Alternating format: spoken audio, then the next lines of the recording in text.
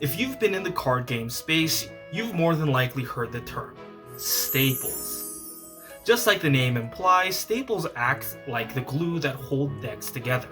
In fact, some cards become so powerful that they become banned in certain situations, like Pot of Greed from Yu-Gi-Oh! Now, only if I knew what it did. It allows me to draw 2 cards from my deck. And it's no different in Fire Emblem Cipher. There are staple cards like Nino, who will be ran in almost every purple deck thanks to her bonkers ability. Her ability states that she can recycle and manipulate deck synergies.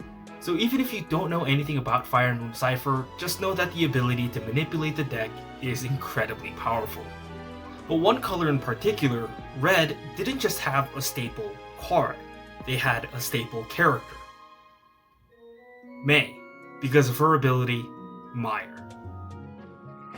Mei in Fire Emblem is generally very liked as a character. Her energy, optimism, and phenomenal performance by Erika Lindbeck made Mei a fan favorite character almost instantly. But there's still a certain subsection of Fire Emblem fans, the Cipher players, that feel a little bit more divided on their thoughts on Mei. This bundle of energy and the love of Boey's life was perhaps one of Red's best set of cards that in a deck of 50, 12 to 16 of those cards would be dedicated to Mei, which means you ran every copy of Mei that you could because of one card, the overclass Enchantress Mei. But first, a little bit of history. Released in base set 11, Overclass was a way for Shadows of Valentia characters to sort of have their own gimmick and archetype unique to them.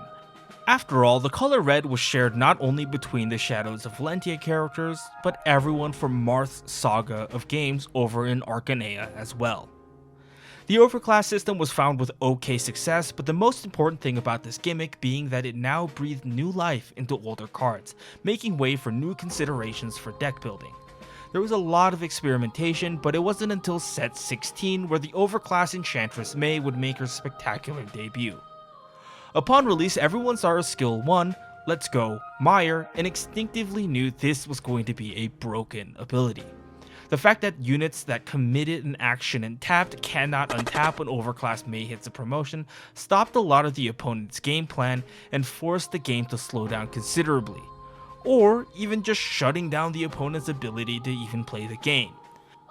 On top of that, because of how Fire Emblem Cipher's gameplay mechanic worked, you can promote Enchantress Mei with another Enchantress Mei, sort of creating this infinite loop of characters being tapped on your opponent's side of the field. And so if you had 4 Enchantress Meis, that means there are 4 turns of being locked down. The infinite TsukuyoMAE, named after the infinite Tsukuyomi from Naruto, a jutsu that would enslave the human population to an infinite dream because your dreams of playing have now been crushed.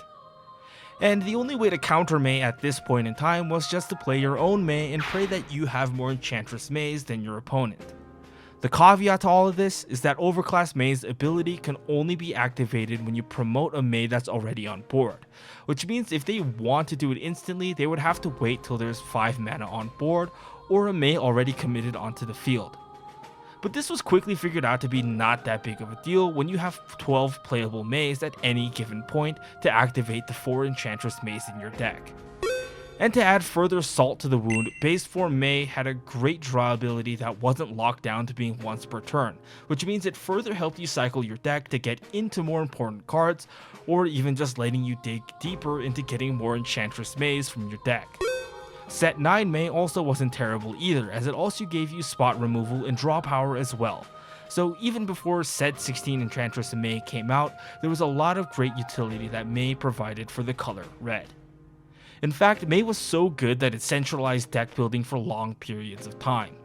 Every red deck would just use 16 Meis because of how strong her ability was, and some decks labeled purple-red would only be labeled that way because they had 16 Meis as their only card. Nowadays, Enchantress Mei isn't as overbearing as she used to be, but will still see play in almost every red deck thanks to her abilities still being great for slowing down the pace of the game. So what used to be a dedicated 12 to 16 slots has reduced to 8 to 10, which is much more reasonable thanks to the deck building structure of Fire Emblem Cipher. Don't get me wrong, she's still powerful, but because of power creep that happens in every card game, Mei has definitely slowed down in comparison to her past form. Now only if Oboro can do the same. This has been JaeAIK, thanks for watching.